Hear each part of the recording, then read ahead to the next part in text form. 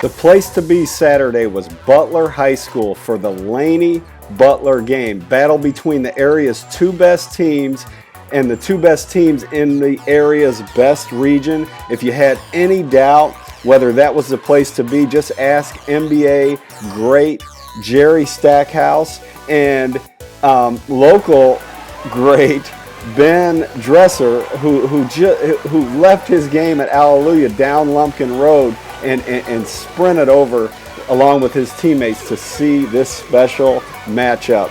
It was a great one. Anytime Laney plays, the atmosphere is just off the charts. It seems like it gets crazier every time. The first Butler game that was at Laney was sold out hours before tip-off. The Josie Laney game was just an unbelievable atmosphere, but this Laney at Butler contest took the cake. It was just an unbelievable atmosphere and great basketball. Nothing better for hoops fans than a day like Saturday. So, it's funny. Leading up to the first Laney-Butler game, I had been saying that I believed Butler could beat Laney, and besides the Butler players and coaches, I couldn't find anybody else who agreed with me. By the time this matchup came 22 days later, I think a lot of people believed that Butler could beat Laney.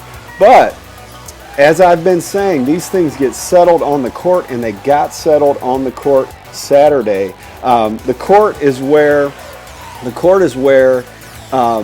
guys like Raquel Smoot of Butler and Christian Keeling of Laney have been doing great work all month, and they continued that in the first half of play Saturday. Laney jumped out to a 28-22 lead in the first half, but Smoot continued his development on the court.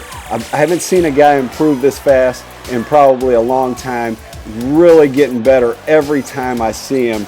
But Christian, on the other end, he just continues to get it done. He scores constantly. He's around the ball constantly. He's attacking the basket constantly, and he's at the free throw line constantly.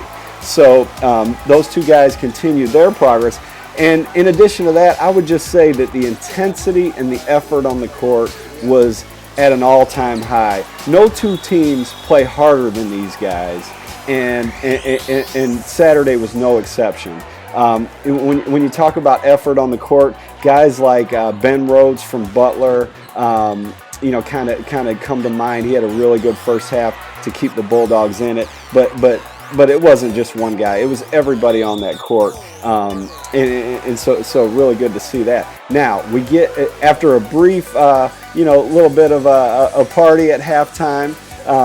People dancing and enjoying the music. It was a great atmosphere. The third quarter saw a quick spurt from Laney's exceptional point guard, Zep Jasper. Made a tough bucket driving into the paint, made a three and then another basket, and next thing you know, Laney's up 33-24, and they look like they might run away and hide at this point. At this point, Don Coleman had yet to score a basket. Now, that's not to say he wasn't pivotal in the game. He made a lot of good passes, especially to Smoot in the first half, and really it kept his team in the game by doing more than just scoring the basketball.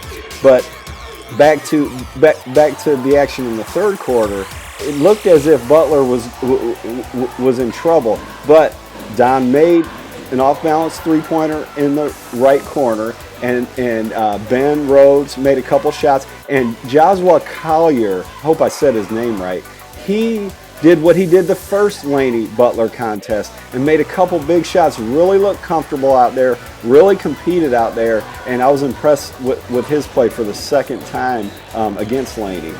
So next thing you know, it's a ball game, nip and tuck. But Laney, at some point in time, it became clear that Laney was going to win.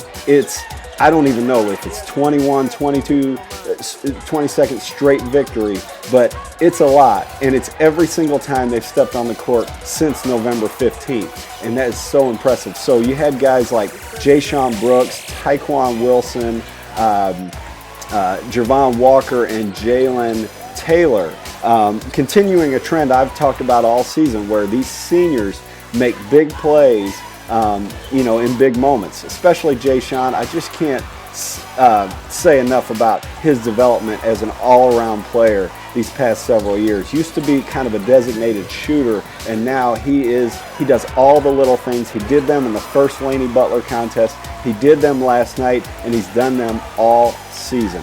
So at some point in time, it became clear that Laney was going to win, and I just have to say that what Laney has done is truly impressive. I've talked about deciding things on the court, and on the court is where Laney has simply not lost.